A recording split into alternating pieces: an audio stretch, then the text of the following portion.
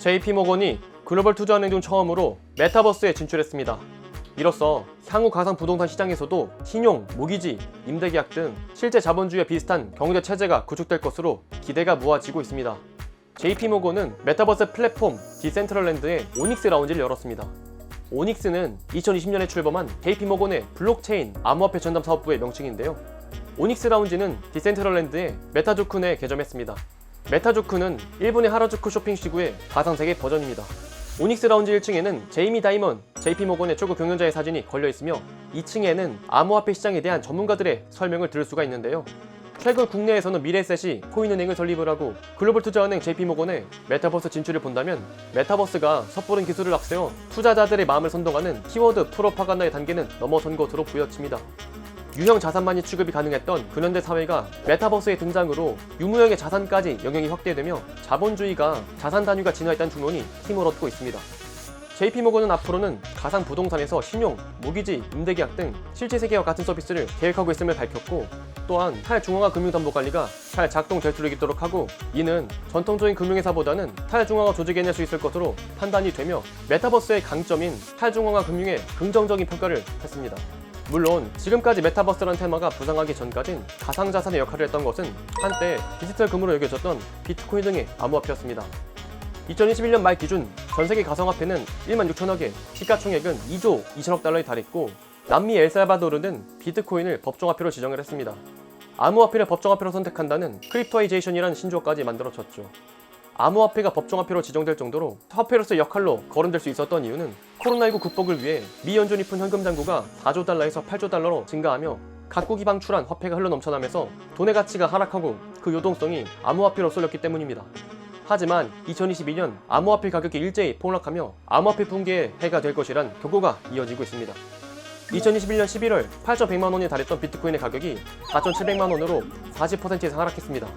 미 연준이 현금 방출 규모를 줄이는 테이퍼링을 2022년에 마무리를 하고 이후 금리 인상까지 하면서 비트코인 등 자산의 가격이 하락할 것이라는 우려로 이어진 패닉셀에 이어졌기 때문이죠. 게다가 베이징 올림픽을 계기로 디지털 위안화 적극 내세우며 탈달러 패권을 확장하려는 중국의 움직임이 예상되어 미국을 중심으로 한 동맹국들 사이에서 암호화폐에 대한 규제가 예상이 되고 있습니다. 각국의 중앙은행은 지나치게 규모가 커진 암호화폐에 대한 본격적인 규제에 착수하고 해킹으로부터 안전하다는 블록체인 기반의 암호화폐 거래 시스템이 점차 취약성을 드러내면서 대규모 해킹으로 타격을 받을 것이라는 시나리오가 나오고 있죠. 그래서 디지털 금이라 불리면서 안전자산의 역할을 하던 암호화폐를 NFT가 대체할 것이라는 전망도 나오고 있습니다. NFT가 NBA, 할리우드 스타, 국내 연예인 등 셀럽들의 팬덤층을 공략하는 전략을 사용하며 이더리움 기반 블록체인 시스템으로 메타버스 시대에서 필수 아이템으로 자리 잡고 있고, 대표적으로 BTS 소속 사이브가 소속 아티스트들을 이용한 NFT를 출시할 정도로 아무런 본질 가치가 없는 암호화폐 대신 팬덤의 수요를 통한 희소성과 아티스트와의 결합으로 예술적 가치를 지니게 할 수 있기 때문이죠. 실제로 구혜선, 이머니, 세븐 등 국내 유명 셀럽들이 NFT 프로젝트와 협업하며 팬덤의 소통뿐만 아니라 NFT의 예술적 가치를 불어넣고 있습니다. 그리고 최근에는 가수 선미의 NFT 출시도 앞두고 있어서 국내 엔터테인먼트 산업과 NFT 결합 속도가 더욱 빠르게 일어나고 있는 것을 체감하고 있는데요. 이번 가수 선미와 진행되는 NFT 프로젝트는 선미야 클럽으로 메타콩주와 함께 PFP NFT로 런칭할 예정이라고 합니다. 선미 IP를 활용해 제작된 클레이튼 기반 총 1만 개 NFT가 발행될 예정인데요. 선미의 PFP IP를 활용해 향후 더현대 서울 1주년 오프라인 전시 이벤트 협업 등 선미야 클럽 홀더들을 대상으로 다양한 온오프라인 혜택을 추진하는 등 로드맵을 구상하고 있습니다. 국내 클레이튼 유저들을 기반으로 한 PFP NFT 커뮤니티 확보라고 글로벌 체인 확장에 나설 계획 역시 구축이 되어 있습니다. 향후 아티스트 기반 협업 프로젝트를 지속적으로 진행, 경쟁력을 갖춘 컨텐츠, P2E 등 다양한 산업에 접목해 블록체인, 메타버스 역량을 배가한다는 구상인데요. 프로젝트에 공동 참여한 메타콩즈는 다들 잘 아시겠지만 한국의 PFP 프로젝트 분야의 선도 기업으로 클레이튼 협업사이자 로블록스 한국 공식 파트너인 멋쟁이 사자처럼의 이두희 대표가 직접 개발에 참여하고 있습니다. 그래서 글로벌 팬덤을 확보한 선미의 메타콩즈 시너지가 겹치며 밸류에이션을 더욱 극대화시키며 NFT의 팬들의 이한 소장 가치와 예술적 작품으로서의 역할을 모두 이뤄내는 일거양득의 효과가 이뤄질 것으로 기대가 모아지고 있는데요. 2020년 3억 4천만 달러였던 전세계 NFT 시가총액이 2021년에는 140억 달러 넘었으며 2025년에는 800억 달러에 달할 것이라고 예상되고 있습니다. 현재 양적 긴축으로 거품론이 잃었던 비트코인의 힘이 잃어가고 있을 시점에 훌륭한 대안으로 NFT가 떠오르고 있습니다. 그래서 선미 NFT에 대한 민팅 등 자세한 일정을 참고하시고 싶으신 분들은 화면에 나온 일정에 따라 잘 참고하시면 좋을 것 같습니다. 메타버스는 국경 간 거래, 외환, 금융자산 창출, 거래 및 안전 유지 등 자본주의 핵심 역량이 그대로 유전되며 중요한 역할을 할 것으로 전망이 되고 있습니다.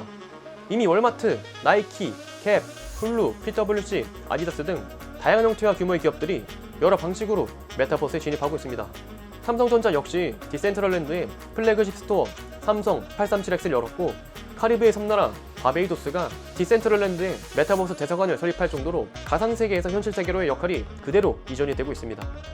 그래서 메타버스가 자본주의 핵심 역량을 펼칠 수 있는 신체 역할을 하고 있는 것이라면, 암호화폐는 신체가 잘 손안될 수 있는 혈관, NFT는 그 신체가 오롯이 활동할 수 있는 심장과 같은 역할이겠죠. 메타버스로 글로벌 자본이 몰리고 있는 지금 이 시점에서 우리가 주목해야 할 것은 과연 무엇인지, 왜 디지털이라 불리우는 세계에서 NFT가 떠오르고 있는지 다시 한번 고찰해봐야 합니다. 오늘의 영상은 여기까지입니다. 영상의 내용이 좋았다면 구독과 좋아요 한 번씩 부탁드립니다. 알림 설정까지 하시는 유튜브 튜토리얼에 영상이 올라오는 대로 바로바로 시청하실 수 있습니다. 그리고 전 여러분들의 모든 댓글을 달고 있습니다. 댓글은 제게 큰 힘이 됩니다. 한 번씩만 부탁드리도록 하겠습니다. 그럼 저는 또 다음에 좋은 영상으로 찾아뵙도록 하겠습니다. 그럼 다음 시간에 또 만나요. 안녕!